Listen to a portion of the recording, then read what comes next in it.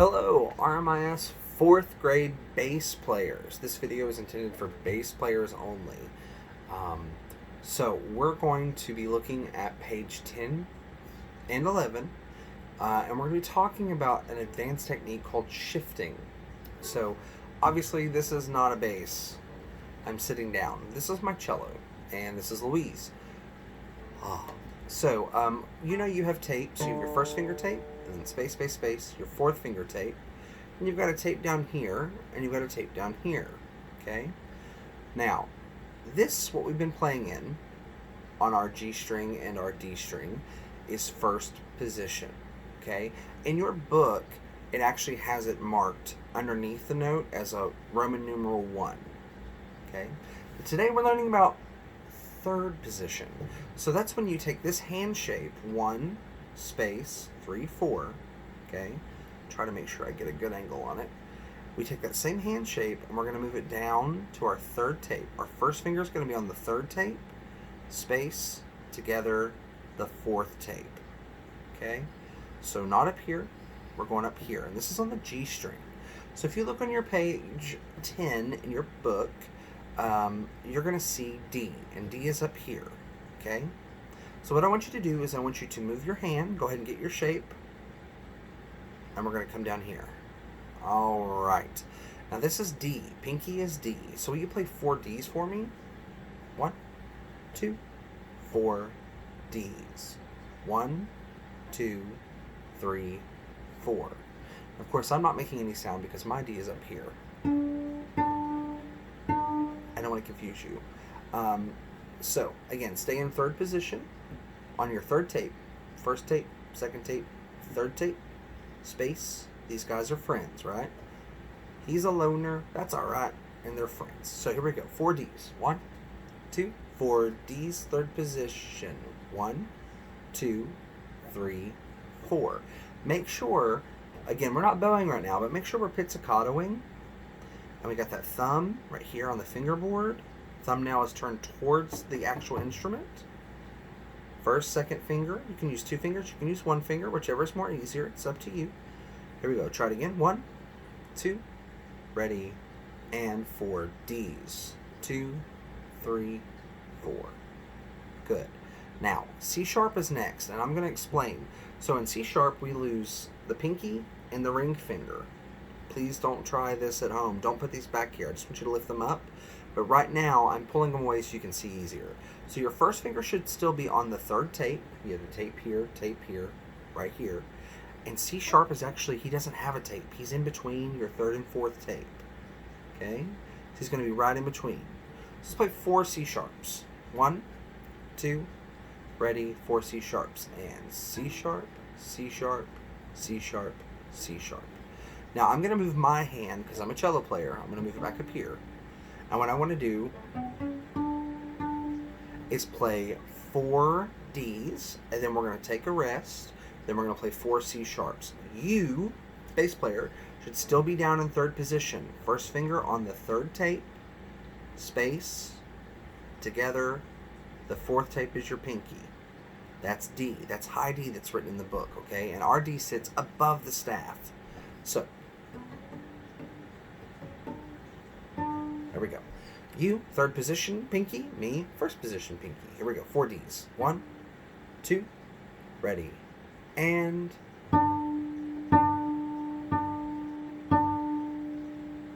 now you're going to lose 2 fingers to this, right? Wide second. Make sure he's a wide second.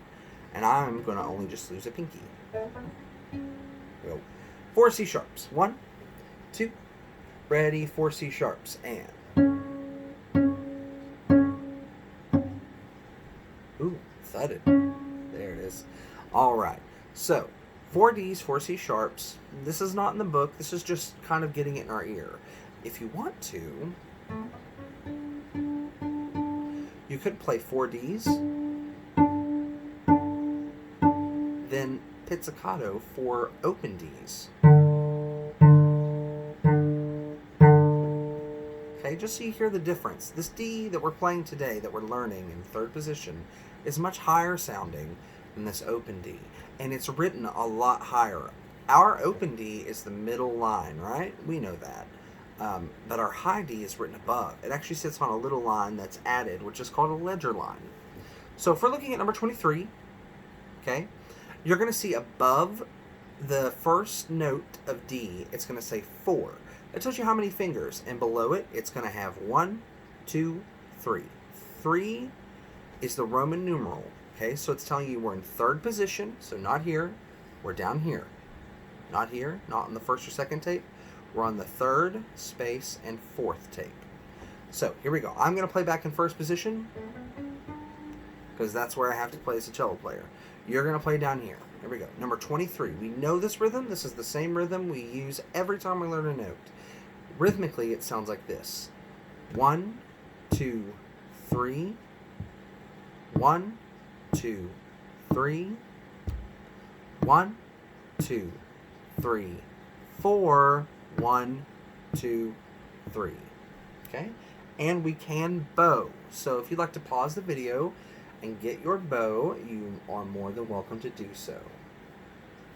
Okay. Give it a second. Let you pause if you need to.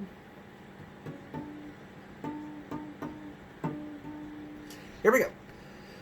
You, third position, fourth finger. Me, right here. For number 23, let's read D. 1, 2, ready, let's read D. And lift, set, set, toll. Lift, set, set, toll.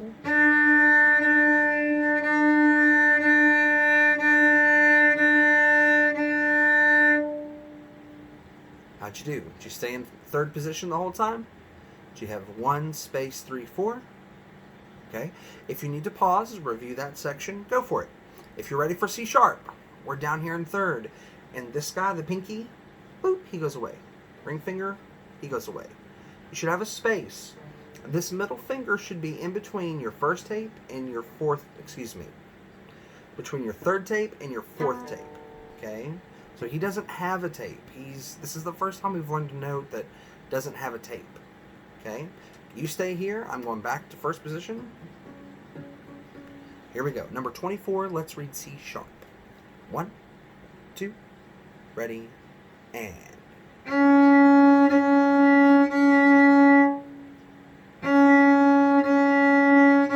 Lift, set, set, toll.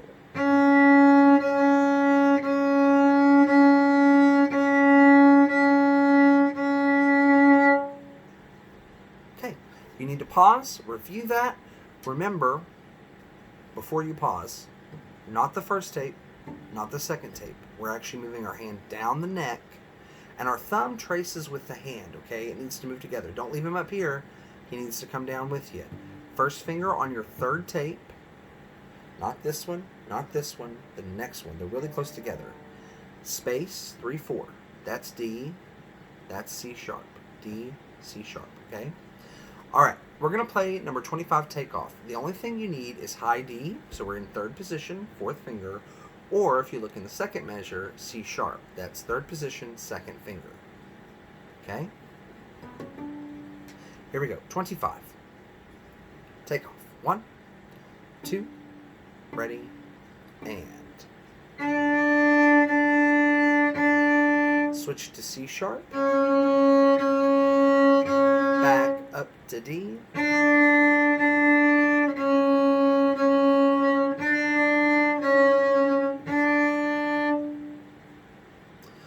Alright, how'd you do? Do you need to review? Do you need to break anything down? That's okay if you need to. If you want to elbow, that's fine. We'll play it again right now, okay? Here we go. High D to C sharp. So for you, 4 to 2. For cello, it's here. 1, 2, ready, 25. High D. Lift 2 finger C sharp. Add them back for D.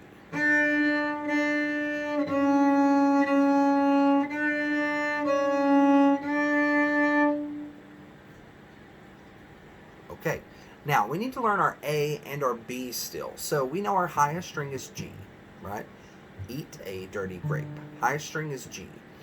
One finger for us is going to be an A. Now for everyone else, we get an open A. You do have an open A. This is not asking for that A. That's a lower A. Sounds down here. Okay? So, will you please play 4 A's for me? One finger, A. I'm going to play no fingers because I don't have to have any fingers for A. One finger, all the way back up here in first position on the first tape. This A is a lot like E on the D string, okay? Let's try to put those together. A. Ready? 1, 2, 4 A's. One finger for you, none for me.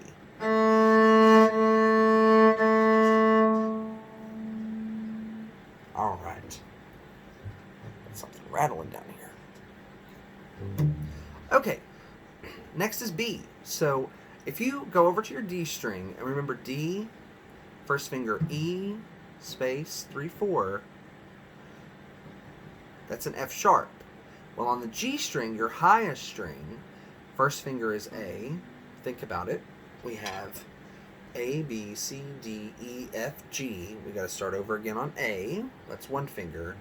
B is 4, and he needs the same amount of space that you have for F sharp. F sharp on the D string. This is B on the G string. G string. We're playing on the high string. One finger A. Fourth finger is B. Play 4 B's. 4 for you, 1 for me. 1, 2, ready, and.